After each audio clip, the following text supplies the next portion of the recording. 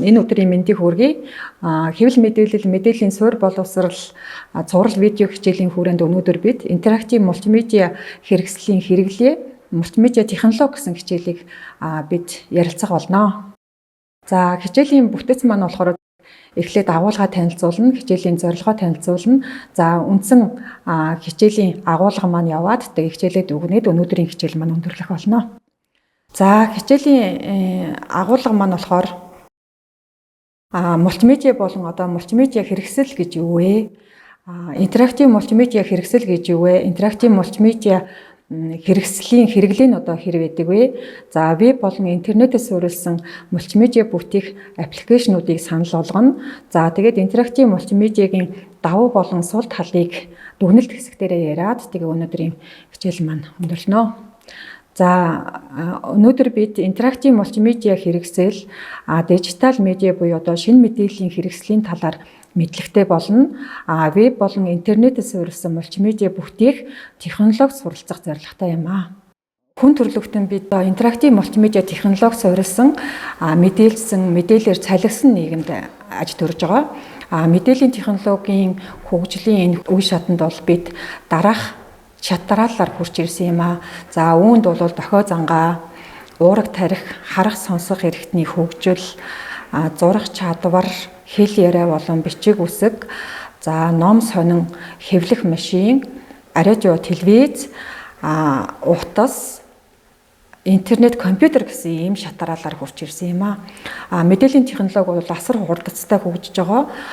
Үүнийг бол мэдээллийн технологийн хурдцтай хөгжиж байгаа энэ давуу тал боломжийг бол хэвлэл мэдээллийн салбар маш сайн ашиглаж хөгжиж байгаа. Үнийгээ дагаад за эхлээд цөмөрөө мультимедиа гэж юу вэ? Мультимедиагийн талаар ярилцъя. За нэг талаас мультимедиа гэдэг нь болохоор мэдээлэл түгээх сувг буюу арга хэрэгслийг медиа гэж байгаа. Харин мэдээлэл түгээх тэр олон талт хэлбэрийг нь болохоор мультимедиа гэж хэлж байгаа. Мультимедиа нь болохоор мульт тэгээд медиа гэсэн хоёр үгнээс үүсэлтэй. Мульт гэдэг нь бол олонний хамтын гэсэн утгатай болвол медиа гэдэг нь болохоор мэдээллийн хэрэгсэл. За дээр нь нэмээ сонин сэтгүүл, зурагт, график, дуу, дүрс, текст гэх мэт утга санааг илэрхийлж идэг.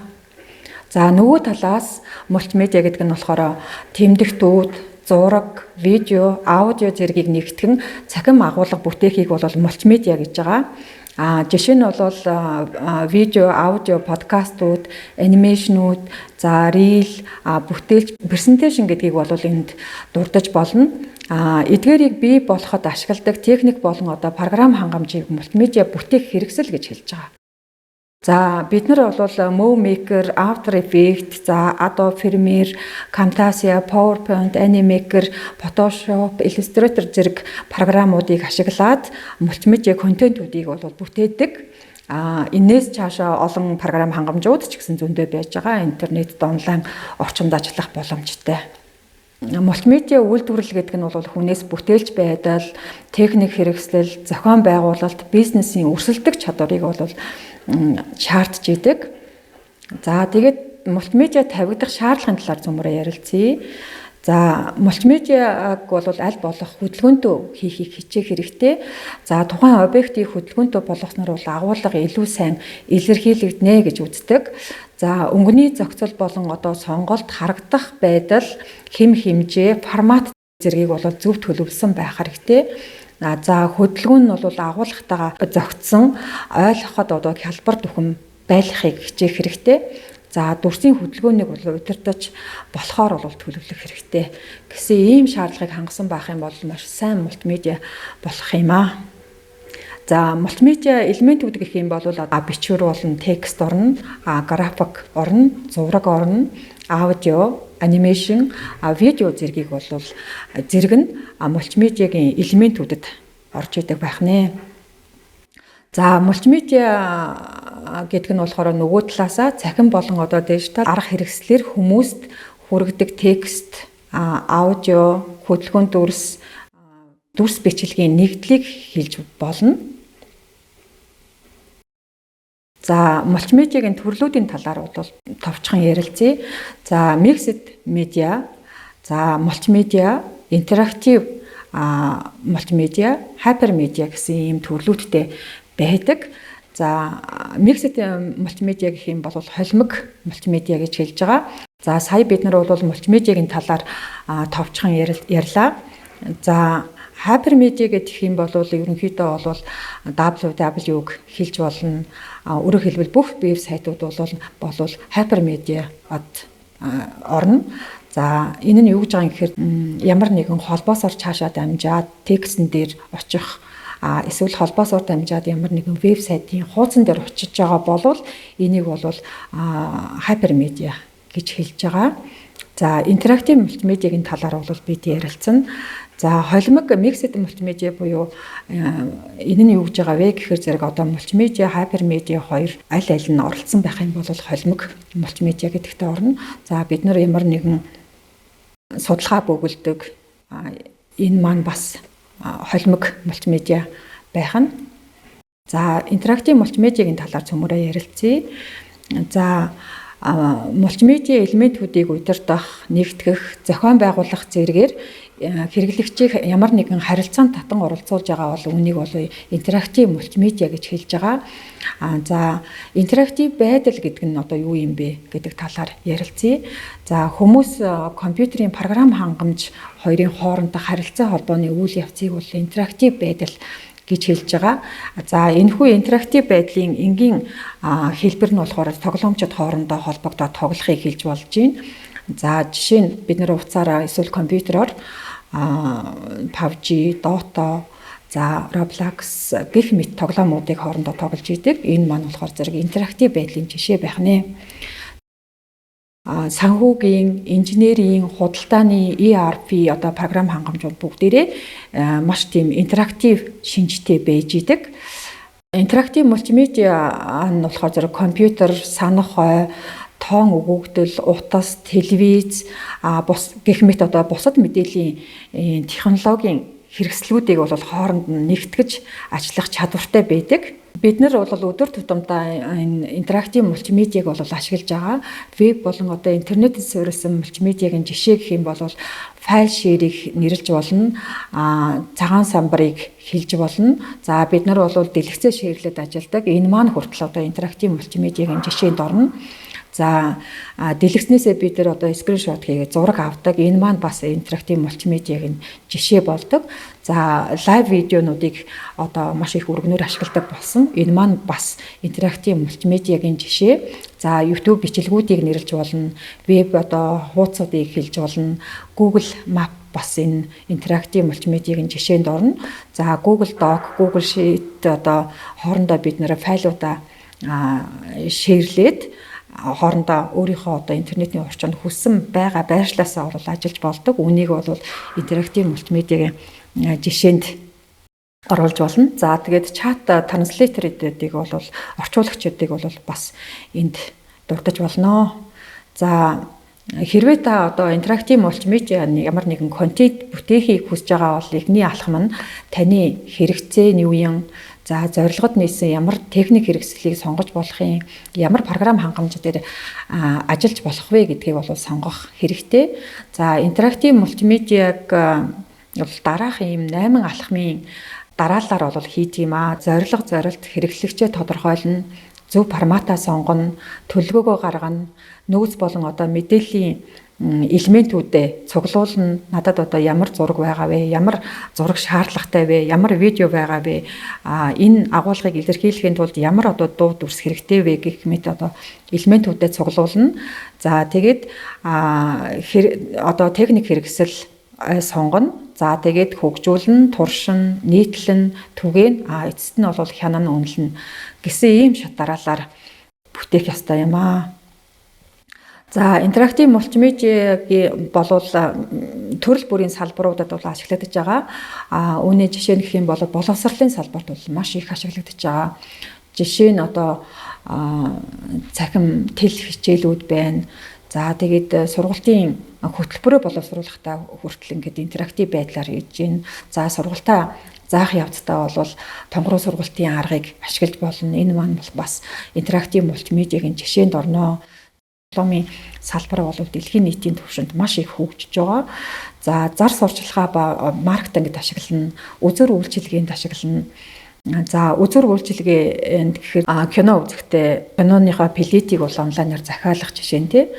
За эрүүл мэндийн салбаруудад бол ашиглаж байгаа. За архитектур дизайны салбарт бол ашиглагдаж байгаа. Музей болон үзэсгэлэнд бол маш их бас интерактив мультимедиа хэрэглэгдэж байгаа. За Дорнод аймагт бас виртуал музей нэгдлээ гэдэг байгаа. Одоо сүүлийн үеийн үзэсгэлэнгүүд бас нэлээд тийм интерактив шинжтэй үзэсгэлэнгүүд бол гарч эхэлж байгаа. За цэрэг батлан хамгаалахын салбарт бас ашиглаж байна. За хэвлэл мэдээллийн салбарт бас ашиглаж байгаа. Цахим худалдааны салбар бол интерактив энэ мультимедиаг бол маш их хэрэглэж байгаа. Бүтээгдэхүүн сурчлахтаа бол лайв хийж гин.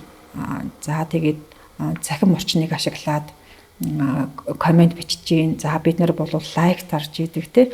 Гэх мэт маань бүгдээрээ интерактив мультимедиагийн жишээнд орно. За хамгийн түгээмэл медиагийн хэрэг дурдах юм бол сургалтын хөтөлбөрүүдийг хэлж болж гин, видео тоглоомуудыг хэлж болно, цахим нэвтрэхий толиудыг хэлж болж гин. За аялын хүтчийг нэрлэж болно. За интерактив мультимедиа хэрэгсэл гэдэгт болох интерактив телевизүүд, интерактив зар сурчилгаа, сошиал медиа, виртуал бодит байдал зэргийг бол энэ интерактив мультимедиа хэрэгслийн жишээнд дурдж болно. За сошиал медиаг бол бид нэр мэдж байгаа. Бүгдээрээ лайк дарж идэг, комент бичиж идэг, файл шеэрлж идэг. Энэ бүгд маань интерактив мультимедиагийн жишээнд ороод явна. За мультимедиа технологийн талаар энэ хэсэгт ярилцсан. Шинээр медиа технологи гарч ирсэн нь бол энэ шинэ ертөнцийг бий болгосон юм а гэдэг Александр Барт хэлсэн байдаг. 3 технологиг ашиглаад хэвлэл мэдээллийн салбар бол хөгжиж идэг. За үүнд бол компьютер график, виртуал бодит байдал, өргөтгсөн бодит байдал гэсэн энэ 3 технологиг бол ашиглаж идэг. Ихэнхдээ хэвлэл мэдээллийн салбар бол интерактив контент бүтээхдээ компьютер графикийг бол ихэнхдээ ашиглаж идэг. За та бүхэндээ онлайн орчинд ашиглах боломжтой энэ аппликейшнуудыг танилцуулъя. За Visme байж болж байна. За энэ маань болохоор зэрэг график, дизайн, инфографик, видео танилцуулга бүхий контентийг бэлтгэхдээ ашиглаж болж байгаа. За логин үүсгээд үнгүүгээр ашиглах боломжтой байдаг. PictoChart байна. За энэ бол ямар нэгэн инфографик бүтээх гэж байгаа бол энэ аппликейшнийг ашиглаж болно. За Image байж болж байна. За энэ маань болохоор зөв presentation бүтээхэд зориулагдсан аппликейшн. За GIF файлыг зөвхөн GIF-үүдийг хийхэд зориулагдсан энэ аппликейшн байж идэг. За Canva байна тий. Бид нэр Canva-г бол өдөр тутамдаа хэвлэл мэдээллийн салбарын маань ашиглаж байгаа. За энэ маань болохоор дизайн болон контент бэлтгэхэд зориулагдсан аппликейшн. Төрөл бүрийн бэлэн темплейтүүдийг агуулж идгээр бусдаасаа онцлог. Canva бол олон темплейттэй үнэгүй ашиглах бас хувилбар байдаг. Үнэтэйгээр ашиглах ийм хувилбарч бас байгаа. Сард нэг 13 орчим доллар төлөөд 100 гаруй маш өндөр түвшний зураг, видео, аудио, графикуудаас бол сонгон ашиглах боломжтой байдаг. За энэ 13 доллар төлснөөр 100 гигабайт хүртэлх хэмжээтэй файлыг бол энэ дээр ашиглаж болно. За үнэгүй хувилбар дээр нь болохоор 250 хүртэлх бэлэн темплейтээс ашиглаж болно. За 5 гига хүртэлх ийм багтаамжтай файл дээр ажиллах боломжтой байдаг. За Adobe Creative Cloud Express гэсэн энэ аппликейшнийг бас санал болгож байна. За Photoshop, Illustrator ч гэдэг юм уу тий. Дизайны програмуудыг заавалжгүй шаардахгүйгээр энэ Adobe энэ онлайн хувилбарыг нь бас ашиглах боломжтой байдаг. За үнэгүй хувилбар нь болохоор зэрэг 100 мянга хүртэл ийм бэлэн темплейттэй 2 гига хүртэлх багтаамжтай файл дээр ажиллах боломжтой. Сард нэг 10 доллар төлөөд 100 гига хүртэлх ажлын файл дээр ажиллаж болохоор ийм байдаг. За Pavlo гэд энэ маань болохоор зэрэг минимал ийм дизайныг сонирхдаг хүмүүст зориулагдсан. За зураг болон ямар нэгэн текст гэх мэт жижигхэн зүйлүүдийг солих маягаар энгийн дизайныг сонирхож байгаа хүмүүст зориулагдсан платформ байгаа. За дизайнер гэд аппликейшн байдаг. Энэ маань болохоор бас олон төрлийн бэлэн загваруудтай тэр тэдгээр загваруудыг бас үнэгүй ашиглах боломжтой. Ямар нэгэн брендинг хийх, фонтны сонголт, зураг, лого гэх мэт элементүүдийг өөрийнхөө элементүүдийг оруулж ирж ашиглах, сольж тавих боломжтой юм байдаг. Дижитал медиа нь бол уламжлалт хэвлэл мэдээллийн бүх салбарт байдаг. За жишээ нь телевиз гэдэг юм бол бид нарын мэдэх энэ телевиз. За одоо бол дижитал телевиз буюу одоо IP телевизүүд гараад ирсэн. Бид нэр гэсэн одоо контентийг бол урагш нь хоош нь гүйлгээд ухрааж үзэх, дахиж үзэх юм боломжтой байдаг. За цаасан хэвлэлээр бид нар бол номнуудыг ашиглаж исэн болол одоо болохоор e-book буюу одоо бид нар онлайнаар ингээд номнуудаа унших боломжтой болж байгаа. Цаасан хэвлэл сонин маань болохоор одоо бас онлайн вебсайт, онлайн одоо хувилбартай болсон. За бидний мэддэг одоо синема буюу одоо кино одоо болохоор одоо бид нар тусгай төхөөрөмж зүгээд киногоо бодит юм шиг ингээд мэдэрч үзэх боломжтой болсон. За эдгээр маань болохоор радиогийн одоо сүүлийн хувилбар гэдэг нь болохоор зэрэг FM радионуудыг нэрлэж болно. За бас энд бол подкастуудыг бас нэрлэж болж байгаа. За энийг бол би хэвлэл мэдээллийн одоо шинэ хувилбар, хуучин хэвлэл мэдээлэл гэж хэлэхээсээ илүүтэйгээр телевизийн одоо хөгжил, номны хөгжил, радионы хөгжил гэж бол хэвлэл мэдээллийн хөгжил гэж нэрлэмээр байдаг. За интерактив мультимедиа ашиглахын одоо давуу талууд гэх юм. Нэгдүгüүрт нь бол оролцоог сайжруулдаг. Хэрэглэгчдэд одоо контентэд идэвхтэй оролцох боломжийг олгосноор бол илүү хэрэглэгчийг одоо сонирхолтой болгодог. Боловсролын салбарт ашиглах юм бол сургалт бол маш үр дүнтэй болдог. За хүртээмж бол сайжирдаг. Нарийн төвхтэй одоо техникийн мэдээллийг ойлгоход түүнийг одоо барьж үзэх боломжтой болдгоор энэ бол маш хүртээмжтэй байдаг. За бүтээлч байдлыг бас сайжруулдаг. Динамик болон одоо шинэлэг мультимедиа контент үүсгэх боломжийг олгодох нь одоо бүтээлч байдлыг бий болгож байгаа юм аа. За хамтын ажиллагаа бол сайжирдаг. Файлаа шеэрлээд ч юм уу алсаас хамтран ажилласнаар багаар ажиллах боломжийг бол олгож идэг. Ингэснээр бол хамтын ажиллагаа сайжирч идэг. За орлого нэмэгдэнэ. Маркетинг болон одоо сурчлагаанд мультимедиаг ашигласнаар борлуулалт болон одоо орлогыг бол нэмэгдүүлж идэг байх нэ. За мультимедиа, интерактив мультимедиагийн сул одоо талууд гэх юм бол техникийн сорилтуудтай тулгарч магадгүй. Энэ нь юу гэж байгаа вэ гэхээр өндөр чанартай интерактив мультимедиа контент бүтээх олон нийтэд хүргэх нь бол техникийн хувьд төвөгтөө тэгээд тусгай ур чадвар болон одоо туршлах тухайн хүнээс шаардаж магадгүй. Тийм учраас бол техникийн сорилтуудтай тулгарх магадлалтай. За хөгжүүлэлтийн өндөр зардал гарч болцсошгүй. За интерактив мультимедиа контент бүтээх, хүргэх, ялангуяа одоо нарийн төвөгтэй өндөр чанартай контентийг бүтээхэд өндөр зардал гарах магадлалтай байдаг. За хэрэглэгчийг бол ядаргаанд хүргэж болцсошгүй. За өөрөөр хэлбэл одоо тоглоомын хоорондоо холбогдож хит их тоглосноор хэрэглэгч бол ядаргаанд хүрч болцсошгүй байдаг. За хяналтыг бол багасгах талтай. Хэрэглэгчдэд контенттэй харилцах боломжийг олгох нь бол мессеж болон одоо хэрэглэгчийг хянах боломжийг алдахад хүргэдэг. За 5 дугаарт нь бол нууцлал болон одоо аюулгүй байдлын талаас асуудал гарч болцсошгүй. За хэрэглэгчийн мэдээллийг цуглуулах, за ашиглахад оюуны өмч болон одоо аюулгүй байдлын асуудал үүсч болцсошгүй юм аа.